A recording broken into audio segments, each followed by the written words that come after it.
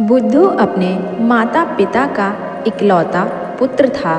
वह बचपन से ही बुद्धू था, इसलिए सब उसे बुद्धू कहकर पुकारते थे। बुद्धू का कोई मजाक उड़ाता तो वह भी उसे अपनी प्रशंसा लगती। बुद्धू के माता पिता उसके भविष्य को लेकर बहुत चिंतित रहते। बुद्धू जैसे जैसे बड़ा हुआ वैसे वैसे वह और अधिक बुद्धू होता गया। एक दिन बुद्धू के एक दोस्त का विवाह हुआ। बुद्धू ने देखा कि विवाह में तो बड़े बाजे गाजे बजते हैं, मिठाइयाँ खाने को मिलती हैं और अच्छे अच्छे कपड़े पहनने को मिलते हैं। तो उसने अपने पिता से कहा कि वे उसका भी विवाह करा दें। पिता ने उसे बहुत समझाया कि वह अभी विवाह के योग्य नहीं हुआ है, लेकिन बुद्धू मानने को तैयार नहीं था। जब मेरे दोस्त का विवाह हो गया तो मेरा क्यों नहीं हो सकता, बुद्धू की हट थी। तेरा दोस्त बुद्धिमान है, लेकिन तू बुद्धू है। उसके पिता ने उसे समझाने का प्रयास किया। विवाह तो लड़की से करना है, फिर इसमें बुद्धिमानी या बुद्धू होने की क्या बात है। बुद्धू ने रूठते हुए कहा, बात ये है बेटा कि तुझसे कोई काम करते तो बनता नहीं है, 4 पैसे कमा नहीं सकता, फिर अपनी पत्नी को खिलाएगा कहाँ से। पिता ने स्पष्ट शब्दों में कहा, जैसे मैं खाता हूँ वैसे वो खाएगी।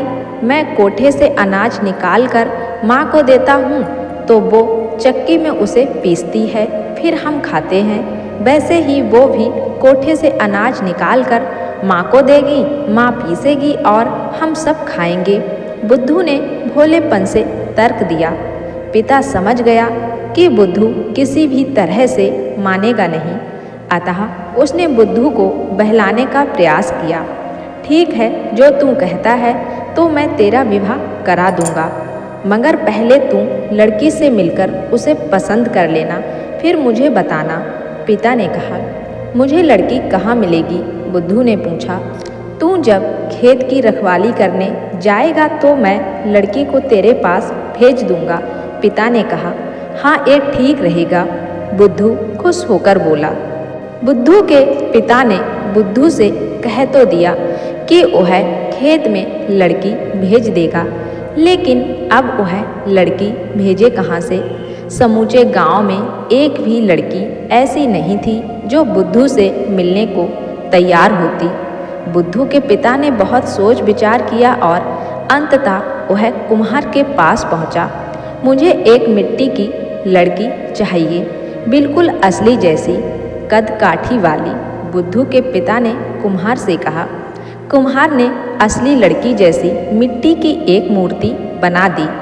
बुद्धू के पिता ने लड़की की मूर्ति ले जाकर खेत में बने मचान पर रख दी। रात को खेत की रखवाली करने के जब बुद्धू मचान पर पहुंचा तो वही बहुत अंधेरा था। वह रात भर मचान पर चढ़कर खेत की रखवाली करता रहा, लेकिन उसे लड़की की मूर्ति दिखाई नहीं दी। भोर होने पर वह मचान से उतरा और घर आया। आते ही अपने पिता पर बिगड़ने लगा। आपने कहा था कि आप खेत में किसी लड़की को भेजेंगे ताकि मैं उसे देखकर पसंद कर सकूं, मगर आपने नहीं भेजी। आप झूठे हैं। नहीं रे बुद्धू, मैं झूठा नहीं हूँ। मैं स्वयं एक लड़की को मचान पर बिठाकर आया था। क्या तुमने उससे बात भी नहीं की? बुद्धू के पिता ने कहा। हे, वहाँ तो कोई लड़की नहीं थी। बुद्धू चकित होकर बोला। अरे वाह, कैसे नहीं थी? मैं उसे स्वयं वहाँ बिठाकर आया हूँ। बुद्धू के पिता ने झूठ बोलते हुए कहा। ऐसा है तो मैं अभी खेत में जाता हूँ, उससे मिलकर आऊँगा। बुद्धू ने कहा और खेत जाने को उद्युक्त हो उठा। ठीक है, जाओ, लेकिन एक बात का ध्यान रखना कि यदि तुम उससे किसी भी प्रकार का हट करोगे तो वह तुमसे रूठ जाएगी और तुम्हारे लिए वह मिट्टी की हो जाएगी। बुद्धू के पिता ने बुद्धू को आगाह किया। बुद्धू का पिता जानता था कि जब लड़की की मूर्ति बुद्धू के प्रश्नों का उत्तर नहीं देगी तो बुद्धू हट करेगा और उसे लगेगा कि उसके हठ करने के कारण लड़की मिट्टी की हो गई है। बुद्धू दौड़ा दौड़ा खेत पर पहुंचा। उसी समय पड़ोस के खेत वाले ने अपने खेत में जंगली सूअर को भगाया। जंगली सूअर उसी ओर भागा जिधर बुद्धू के खेत का मचान था। इधर बुद्धू भी अपने खेत की मचान की ओर आ रहा था। सूअर बुद्धू को अपनी ओर आता देखकर हड़बड़ाकर पलटा और मचान से टकराकर भागा। सूअर के टकराने से बांस बल्ली की बनी मचान हिल गई और उस पर रखी लड़की की मूर्ति नीचे गिरकर टूट गई। जब बुद्धू ने मचान पर चढ़कर देखा तो उसे लड़की नहीं मिली। बुद्धू तो था ही बुद्धू। उसने समझा कि सूअर उसकी होने वाली पत्नी को लेकर भाग रहा है। बस फिर क्या था, बुद्धू सूअर के पीछे दौड़ा। आगे आगे जंगली सूअर और पीछे पीछे बुद्धू। दोनों भागते भागते घने जंगल में जा पहुँचे। सूअर को तो जंगल का चप्पा चप्पा पता था, इसलिए वह पलक झपकते ही किसी झुरमुट में गायब हो गया। मगर बुद्धू जंगल में भटक गया। बहुत देर तक भटकने के बाद बुद्धू जंगल के पार एक दूसरे गांव जा पहुंचा। गांव के बाहर एक कुआं था। उस कुएं पर गांव की लड़कियां पानी भर रही थीं। बुद्धू ने उन लड़कियों को ध्यान से देखा। उनमें से एक लड़की बुद्धू को भाग गई। बुद्धू को लगा कि यही वह लड़की है जिसको सूअर भगा लाया है। बुद्धू ने आओ देखा न ताओ लड़की का हाथ पकड़कर अपने साथ ले जाने को उद्युत हो उठा। पानी भरने आई लड़कियों में चीख पुकार मच गई।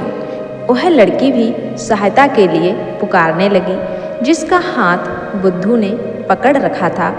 लड़कियों की चीख पुकार सुनकर गांव वाले वहां आ गए। उनमें उस लड़की के माता पिता भी थे। तुमने मेरी बेटी का हाथ क्यों पकड़ रखा है? लड़की के पिता ने बुद्धू से पूछा। ये मेरी होने वाली पत्नी है, मैं इसे अपने साथ ले जाने आया हूँ, बुद्धू ने कहा। किसने कहा कि ये तुम्हारी होने वाली पत्नी है? लड़की के पिता ने पूछा। मेरे पिता ने, बुद्धू ने उत्तर दिया। यदि ऐसा है तो तुम्हारी होने वाली पत्नी को लेने के लिए तुम्हारे साथ तुम्हारे पिता को भी आना चाहिए। वे क्यों नहीं आए? तुम अकेले क्यों आए? लड़की के पिता ने पूछा। मैं तो इसका पीछा करते करते यहाँ आ गया। इसे तो सूअर भगा लाया था, लेकिन अब वे चिंता ना करें, मैं इसे अपने साथ ले जाऊंगा, बुद्धू ने कहा। इसे सूअर भगा लाया था? हाँ। बेटा तुम्हारा नाम क्या है? तुम मुझे अपना नाम बताओ और पूरी घटना बताओ, क्योंकि मैं इस लड़की का पिता हूँ और तुम्हारा होने वाला ससुर हूँ। मेरा नाम बुद्धू है।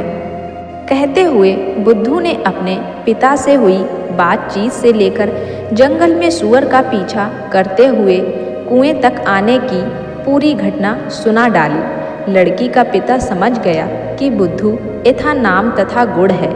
उसे लगा कि यह लड़का मूर्ख अवश्य है, लेकिन उसकी पुत्री का ध्यान जरूर रखेगा। यह विचार करके लड़की के पिता ने अपनी लड़की का विवाह बुद्धू के साथ करा दिया और उसे अपने साथ अपने ही गांव में बसा लिया। बुद्धू अपनी पत्नी के साथ हंसी खुशी से रहने लगा। एक दिन अचानक उसे अपने माता पिता की याद आने लगी। उसे लगा कि माता पिता से मिले बहुत दिन हो गए हैं और उसने अभी तक अपनी पत्नी भी उन्हें नहीं दिखाई है। बुद्धू ने अपने ससुर से कहा कि वह अपने गांव जाना चाहता है और साथ में अपनी पत्नी को भी ले जाना चाहता है।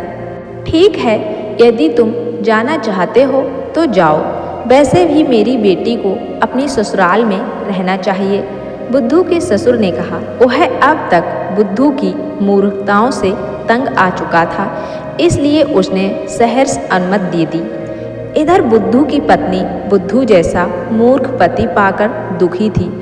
उसे लगा कि कम से कम बुद्धू के परिवार के लोग तो मूर्ख नहीं होंगे, उनके सहारे जीवन कट जाएगा। फिर उसे इस बात का भी मलाल था कि उसके पिता ने बुद्धू जैसे मूर्ख व्यक्ति से उसका विवाह करा दिया। लेकिन उसे अच्छे लड़के मिल सकते थे, इसलिए बुद्धू की पत्नी भी खुशी खुशी साथ जाने को तैयार हो गई।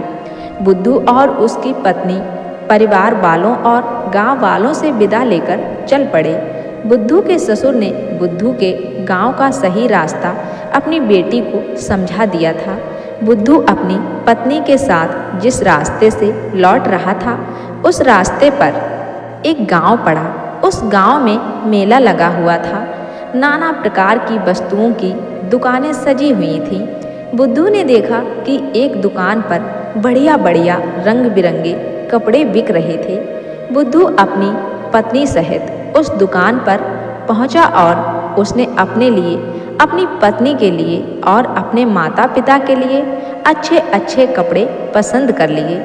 इन कपड़ों को अच्छे से एक थैले में रख दो, इन्हें मैं अपने साथ ले जाऊंगा, बुद्धू ने दुकानदार से कहा। ए लीजिए, दुकानदार ने कपड़े एक थैले में रखे और बुद्धू को पकड़ा दिए। बुद्धू ने थैला लिया और चल दिया। अरे साहब, कपड़ों के पैसे तो देते जाइए, दुकानदार चिल्लाया। पैसे? कैसे पैसे? बुद्धू ने चकित होकर पूछा। अरे वाह, आपने ये जो कपड़े खरीदे हैं उनके पैसे नहीं देंगे क्या? दुकानदार क्रोधित होते हुए बोला। लेकिन पैसे तो मेरे पास नहीं हैं, बुद्धू ने कहा। वह चलते समय बटुआ रखना भूल गया था जो उसके ससुर ने उसे दिया था। तो फिर आप एक कपड़े नहीं ले जा सकते, दुकानदार ने थैला वापस लेते हुए कहा। मगर ये कपड़े मुझे पसंद हैं और मैं इन्हें लेना चाहता हूँ, बुद्धू ने कहा। ठीक है, यदि आप इन्हें लेना ही चाहते हैं तो, और आपके पास पैसे नहीं हैं तो आप मुझे इन कपड़ों के बदले कुछ और दे दीजिए, दुकानदार ने बुद्धू की इच्छा का ध्यान रखते हुए कहा। इस पर बुद्धू सोच में पड़ गया कि वह कपड़ों के बदले दुकानदार को क्या दे। बुद्धू ने विचार किया कि उसके पिता गांव में लगभग हर घर में एक पत्नी है, लेकिन हर घर में इतने सुंदर कपड़े नहीं हैं। यदि वह इन कपड़ों को ले जाकर अपने गांव वालों को दिखाएगा तो उसके गांव वालों की आंखें खुली की खुली रह जाएंगी। बुद्धू ने उस दुकानदार से कहा कि कपड़ों के बदले उसकी पत्नी को रख ले। दुकानदार बुद्धू की बात सुनकर पहले तो चकित रह गया, फिर वह समझ गया कि वह व्यक्ति सचमुच मूर्ख है। उसने देखा कि उसकी पत्नी सुंदर और सुशील है, अतः वह बुद्धू की पत्नी के बदले कपड़े देने को तैयार हो गया। जब बुद्धू की पत्नी को इस बात का पता चला तो उसने भी यह सोचकर संतोष कर लिया कि ऐसे व्यक्ति के साथ जीवन व्यतीत करने से तो अच्छा है कि उससे अलग हो जाए। उसे पास ही अपने गांव का एक आदमी दिखाई दिया। बुद्धू की पत्नी ने उस आदमी को अपनी व्यथा कथा सुनाई। उस आदमी ने बुद्धू के जाने के बाद उस दुकानदार को कपड़े के पैसे दे दिए और बुद्धू की पत्नी को छुड़ाकर उसके पिता के पास ले गया। इधर बुद्धू अपने पसंद के कपड़े लेकर अपने गांव चल दिया। गांव के बाहर उसे अपना एक पुराना मित्र मिला। बुद्धू रे बुद्धू, तू अकेला कैसे? तेरी दुल्हन कहाँ है? मित्र ने पूछा। उसे पता था कि बुद्धू पत्नी की खोज में गांव से चला गया था। पिता ने दुल्हन दिलाई, सूअर उसे ले भागा। मैं पहुंचा दुल्हन के गांव, जुड़ा ब्याह का धागा, बुद्धू ने कहा। वो दिखने में कैसी है? मित्र ने जिज्ञासा बस पूछा। दिखने में वो सुंदर है, लेकिन कपड़े उससे भी सुंदर, बुद्धू ने कहा। अरे जीती जागती दुल्हन की भला कपड़ों से कैसी तुलना? मित्र ने चकित होकर पूछा। सूअर भगाकर दुल्हन पाई, दुल्हन देकर कपड़े पाए, कपड़े ऐसे सुंदर सुंदर सबके मन पर रौब जमाए, बुद्धू ने बड़ी शान से कहा। बुद्धू की बात सुनकर उसके मित्र ने अपना सिर पीट लिया। इसके बाद बुद्धू अपने घर पहुंच गया। अरे बुद्धू, मेरे बेटे, तू कहाँ चला गया था? तेरी दुल्हन कहाँ है और इस थैले में क्या है? अपने पुत्र को बहुत समय बाद अपने सामने पाकर बुद्धू का पिता वाव विभोर हो उठा। उसने बुद्धू पर प्रश्नों की झड़ी लगा दी। पिताजी, सूअर भगा के दुल्हन पाई, दुल्हन देके कपड़े, और कपड़े ऐसे सुंदर सुंदर सबके मन पर रौब जमाए। बुद्धू ने अपने पिता से कहा, क्या कहा तूने? इन कपड़ों के बदले अपनी दुल्हन किसी और को दे दी? बुद्धू के पिता अवाक रह गए। बुद्धू के पिता ने भी अपना माथा ठोंक लिया। वे समझ गए कि बुद्धू सदा बुद्धू ही रहेगा। उधर बुद्धू को अपनी पत्नी के जाने का कोई दुख नहीं था। वह तो अपने मन के सुंदर सुंदर कपड़े पाकर खुश था। इसी को कहते हैं यथा नाम तथा गुण।